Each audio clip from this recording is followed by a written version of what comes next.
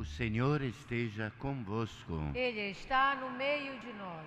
Proclamação do Evangelho de Jesus Cristo segundo Lucas. Glória a vós, Senhor. Um dia, Jesus estava rezando num certo lugar. Quando terminou, um de seus discípulos pediu-lhe: Senhor, ensina-nos a rezar, como também João ensinou a seus discípulos. Jesus respondeu: Quando rezardes, dizei: Pai, santificado seja o teu nome, venha o teu reino.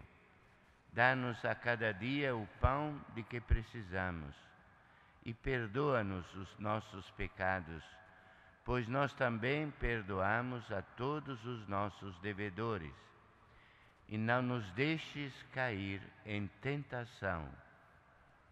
Palavra da salvação. Glória a vós, Senhor.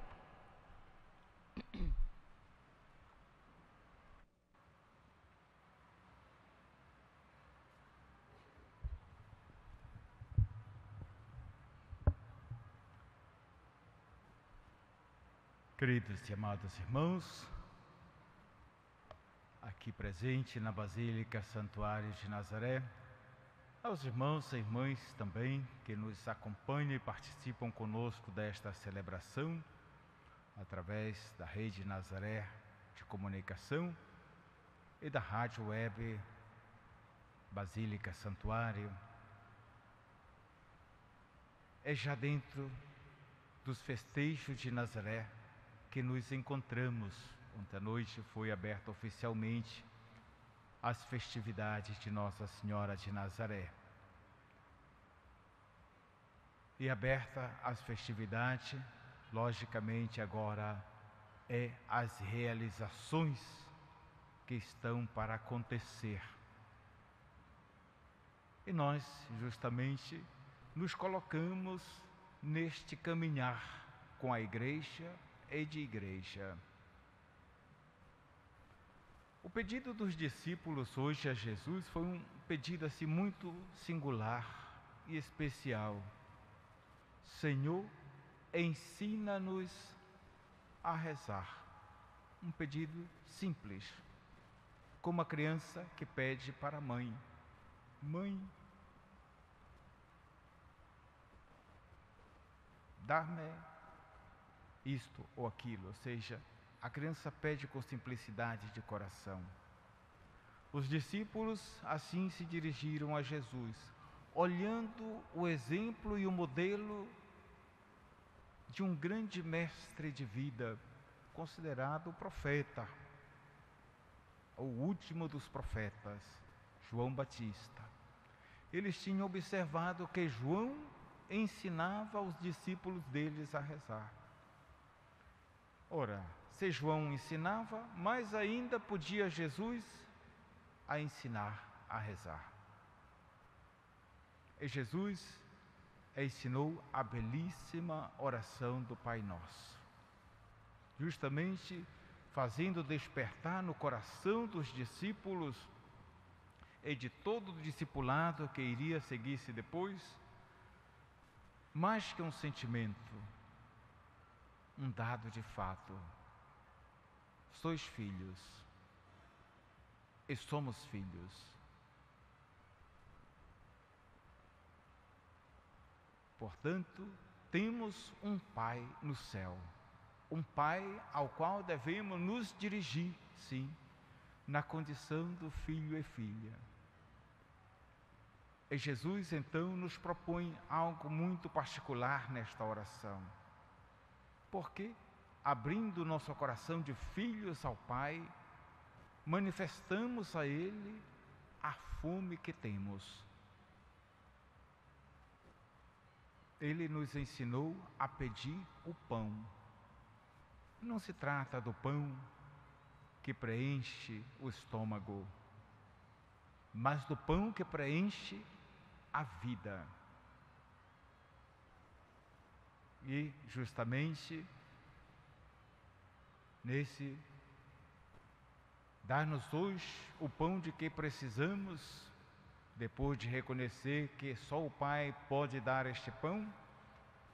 Dá-nos hoje este pão de que precisamos. E quantas realidades nós precisamos desse pão. O pão da fé, o pão da unidade, o pão da fraternidade, o pão da paz, o pão da misericórdia. E podemos descrever uma infinidade de necessidades deste pão. É Jesus mesmo para nós é este pão descido do céu. E, portanto, é Ele o nosso sustento. E é o sustento da vida de todo discípulo que quer caminhar realmente e viver como filho e filha de Deus. Portanto, para nós aí o desafio. O apóstolo Paulo então nos revela a fonte de todo o seu viver e a fonte da sua ação na vida da igreja e como igreja. O pão da comunhão, o pão da fraternidade. Apesar que ele foi chamado por Cristo e enviado diretamente para uma missão, nem por isso ele quis se sentiu o tal, que cheio de autoridade saiu pelo mundo afora. De jeito nenhum. Ele realizou a sua obra e missão, e ele dizia: ai de mim se não evangelizar, porém sempre atento. Mas aquilo que estou fazendo, o que estou anunciando, é de acordo com a minha comunidade? É de acordo com os meus irmãos no ministério? E, portanto,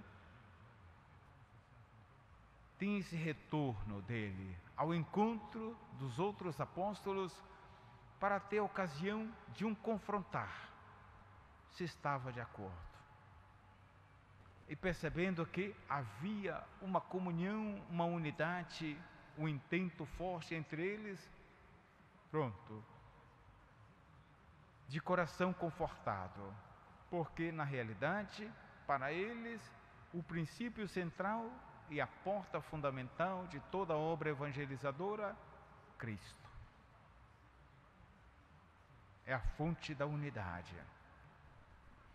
A única recomendação que ele nos diz hoje é aquela: cuidado pelos pobres. Faz até nos lembrar da eleição do nosso atual Papa, o Papa Francisco, que quando apenas eleito, estava Dom Cláudio Umes ao lado dele e disse a ele: não te esqueça dos pobres. E olha com que atenção e carinho o nosso Papa olha para os pobres e nos incentiva como igreja a ter um olhar para com eles. Este pão, que é também direcionado aos necessitados, não só do pão material, mas da atenção daqueles que são excluídos, que precisam da inclusão. E, assim como Paulo e os outros apóstolos, a igreja continua hoje no mesmo percurso, olhando as necessidades dos irmãos, procurando se interessar por elas. E tudo isso nos conforta grandemente, porque estamos seguindo passo a passo, ao pé da letra, aquilo que Jesus mesmo nos propôs na oração do Pai Nosso.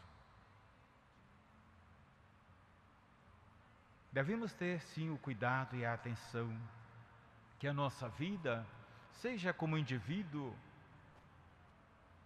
mas seja também como comunidade cristã, não seja pautada ou norteada pela hipocrisia. E os apóstolos se deram conta, também eles apóstolos, se deram conta que entre eles tinha hipocrisia. Se deram conta que entre eles, e Paulo mais que os outros se deu conta, que tinha atitudes não condizentes, mais voltada para a tradição, para as habitudes usuais, que não para aquele que era o princípio fundamental, a lei da liberdade dos filhos de Deus, trazida em Jesus Cristo. Não era mais necessário as tradições.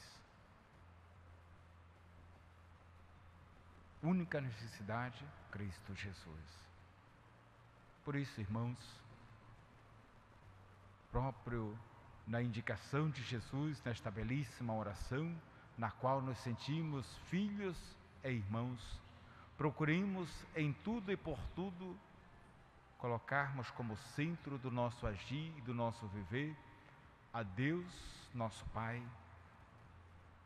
e também a nossa unidade e seriedade de coração nas nossas atitudes, nos nossos atos e intenções. Especialmente nesses dias que nos dirigimos a uma grande festa, que é de unidade, que é de comunhão, que é de fraternidade. Façamos desses dias dias de misericórdia, dias do amor de Deus derramado em nossas vidas.